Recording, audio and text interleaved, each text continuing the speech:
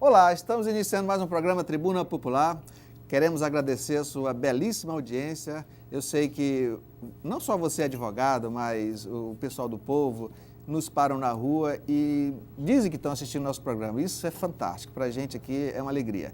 E o programa de hoje, ele foi sugestão de uma pessoa da rua, né? Que, olha, fale lá sobre tal tema, foi isso que nós decidimos hoje. Hoje vamos falar sobre lei de alimentos, vamos falar sobre alimentos provisionais, vamos falar sobre execução de alimentos. Mas para falar desse tema, que é um tema muito importante, que é um tema que realmente requer conhecimentos de militantes dessa área do direito, que é o direito de família, nós trouxemos aqui uma gama de colegas que vai me auxiliar a fazer esse programa, né? São advogados antigos, advogados que conhecem do assunto, que estão todo dia no fórum, e a gente agradece. Queria apresentá-los a vocês. Dr. José Odair, que é advogado militante da área do direito de família, direito civil, e conhece bem do assunto. Obrigado, doutor Odair, pela sua presença. Doutora Selma Mota, também conhecedora do assunto. Realmente a gente precisa de mulheres aqui, viu? Eu tenho recebido reclamações que a gente só traz advogados homens, entrevistados homens. Pronto, hoje estou trazendo uma mulher e mais uma terceira mulher, uma segunda mulher, que é a doutora Maria Luísa, que é a nossa colega também, militante aí do dia a dia da advocacia. Obrigada às colegas, né? E por último eu queria apresentar mais um colega, é o doutor Wellington Silva. Dizer a você que o Wellington Silva, ele vai me substituir durante um período aqui no programa, né? A partir do mês de julho, eu não estarei mais aqui até janeiro do ano que vem. Então, eu, desde logo, estou apresentando o Dr. Wellington e agradecendo aí pela disposição de me substituir no programa. Essa participação de hoje aqui é justamente para apresentá-lo e já se ambientar aqui com nossos temas, com a nossa sistemática de trabalho, dizer que o nosso programa ele é direcionado ao cidadão, né? E obviamente que a gente acaba atendendo aos advogados, ao pessoal operador do direito. Agradecemos a todos. Então, senhores, obrigado aí pela presença de vocês. Eu não vou perder muito tempo, como somos muitos, né? Eu queria logo perguntar ao doutor Odair, que conhece do assunto, estudou do assunto. Nosso tema hoje é alimentos, né? Nós temos uma lei própria, obviamente. Doutor Odair, inicialmente, onde é que se regula a lei de alimentos? Código Civil, tem lei própria, o que origina os alimentos? Hoje, Código Civil... Se o senhor puder aproximar mais o microfone um pouquinho. Hoje, o Código Civil 2002, né, especialmente no artigo 1694, né, ele regula os alimentos, né, inclusive já revogando as leis anteriores, a 6.515, 77 e a 9.278 de 66. Certo. Né? E aí a gente pode ver que a origem dos alimentos está no parentesco, no matrimônio e na união estável. São três, né? Para que a pessoa tenha o direito de buscar alimentos, tem que ter esse vínculo, né? Tem que o vínculo do matrimônio, o vínculo do parentesco e a união estável. Eu não vou deixar o senhor descansar, não.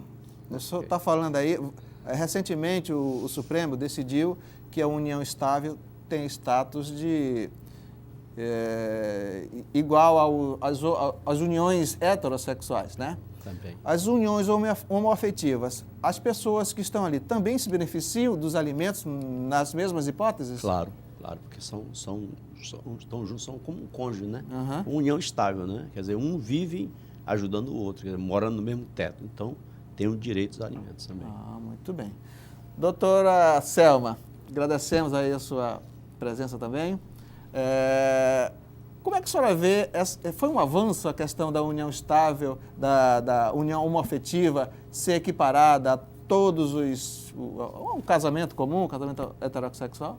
Olha, com certeza, porque nós somos iguais perante a lei. Uhum. Então, a união homoafetiva, ela veio legalizar, né, e abranger uma parte da sociedade que não era beneficiada. Na verdade, isso que o Supremo decidiu, né, é o que já existia, né? Ele só fez consolidar o que já existia aí. Exatamente. Esse também é seu entendimento, doutora Maria Luísa? Se puder falar o microfone.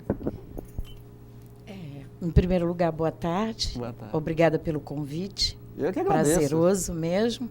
E essa questão, ela já inclusive o nosso tribunal já havia decidido nesse sentido.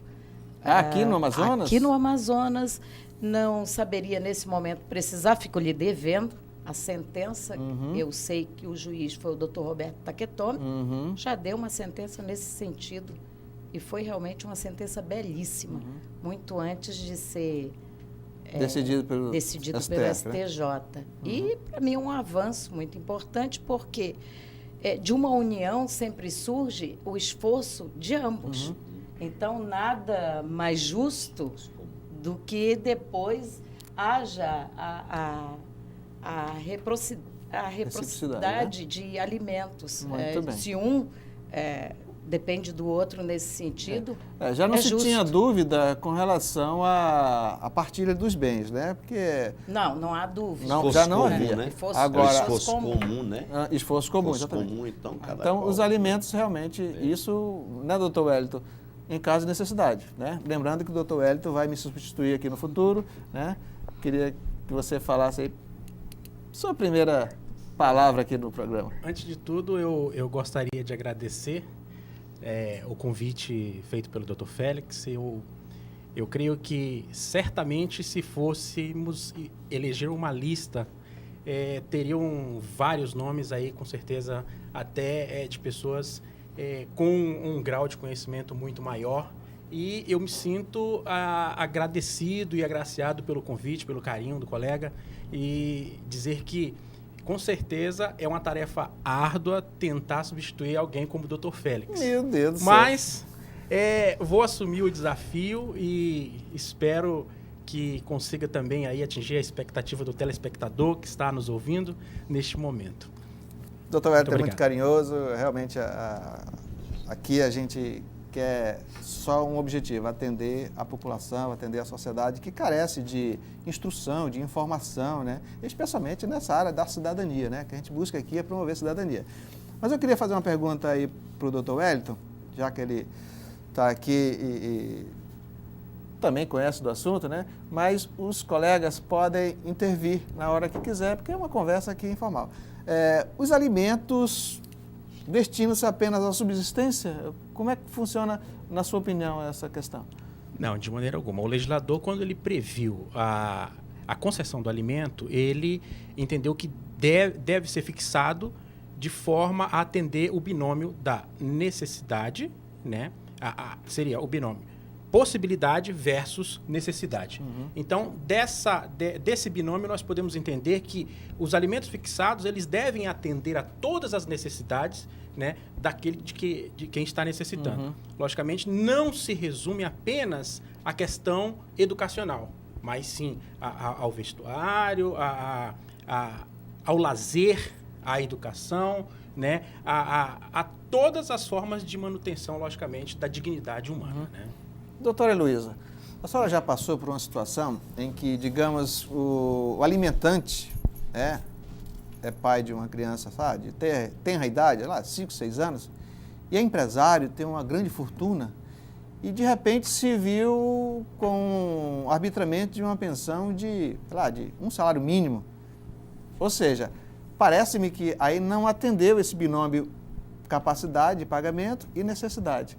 Como é que a senhora vê isso? Há erros nessa questão do arbitramento de pensões? Eu entendo que sim. Eu entendo que há erros no sentido de que, se um casal separa, eu acho que essa separação não é a separação dos filhos. Esses estavam habituados a estar no conforto daquele lar, com todo aquele aparato da posição social que exercia naquele momento. E no meu entendimento, e no entendimento de vários juristas, não poderia baixar o padrão dessa criança por conta de uma briga de adultos, correto? Eu tenho certeza que quem decide nesse sentido, decide de maneira errônea, sem aprofundar na questão social, que, na realidade, os alimentos, você há de concordar, né, doutor? É uma questão até social. O problema é o seguinte, Félix, veja só. Aí existe a questão do princípio de atender o quê? A manutenção do status daquele, do demandante. Exato. Se o demandante, filho de um empresário, né? É claro que ele necessita viver como ele vivia antigamente com o pai, né? De formas que aí vai se atender o quê? A manutenção do status daquela criança. Porque muitas vezes não se trata de falta de recursos do alimentante. É como a doutora Maria Luísa falou, é muitas vezes uma briga que há entre o casal e acaba refletindo na criança, que já sofreu o impacto pela separação. Sempre reflete na criança. Até porque, doutor Félix, a maioria das pessoas, elas não declaram os seus ganhos. E fica difícil para uma mãe buscar, né, saber o quanto aquela pessoa realmente ganha.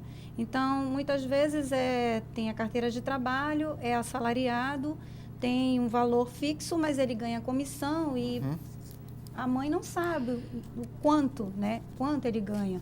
Então, é muito difícil. Muitas vezes, até mesmo os empresários, eles declaram um imposto de renda menor e na hora da prestação alimentícia, os filhos é que ficam prejudicados nesse sentido. Esses detalhes aí que a gente precisa... Eu poderia... Os doutores já tiveram algum caso em que a esposa, ela não conhece as atividades do marido. E, de repente, há uma separação. Já se depararam com o caso de que esse marido tem bens em nome de terceiros? Claro, sim. Isso é muito comum. Isso está sendo muito comum ultimamente. Agora, muito mesmo. Chama-se o laranja, né? Que a gente exatamente. Exatamente. Pegando esse exemplo, doutora, qual seria a medida cabível, né, para que esta representante do menor, né, que se viu aí ao longo de tantos anos, né, teve um patrimônio que seria incomum, subtraído, qual seria a possibilidade de se reaver esse patrimônio para uma divisão de bens? Apesar de nós estarmos adentrando, saindo fora da cercania dos alimentos, nós não vamos deixar de responder essa questão porque favorece a questão familiar, né? Que dentro desse patrimônio estaria inserido também a questão do padrão do alimento. Sim. Perfeito. Eu entendo que seria a questão de mostrar e demonstrar a questão da riqueza aparente. Porque mesmo que você não tenha um patrimônio em seu nome, mas você anda de carro, anda de Mercedes, mora num apartamento na Ponta Negra, mesmo que não tenha contas em seu nome, mas você frequenta bons restaurantes, viaja, eu acho que o juiz, ele teria e tem a capacidade de olhar e ver que ali a riqueza está aparente. E poderia, não sei, o que sugere, você tem conhecimento de algum caso que você já fez nesse sentido e que... Não.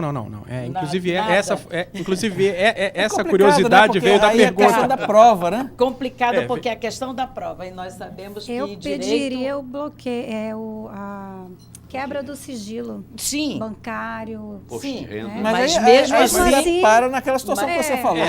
Como é que você vai difícil. quebrar o sigilo bancário de terceiro? Nós estamos diante de uma questão em que...